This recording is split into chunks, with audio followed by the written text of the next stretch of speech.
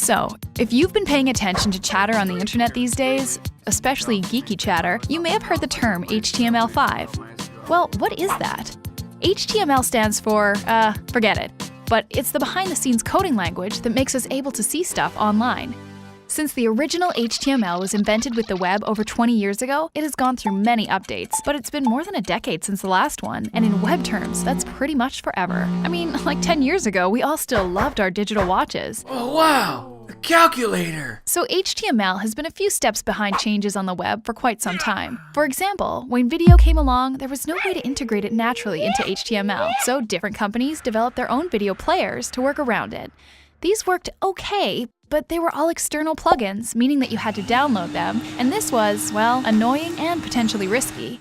HTML5 is adding capabilities to deal with this stuff, like video, right into its code, so that plugins hopefully won't be necessary. And there's plans to add a bunch more cool stuff that previously was tricky or even impossible to implement with HTML alone.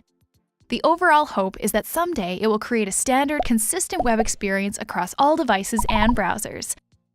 HTML5 is still being developed, and as of early 2012 isn't 100% finalized, but the browsers are starting to implement some of its features, and together they are working hard to get HTML5 fully ready for, someday in the future.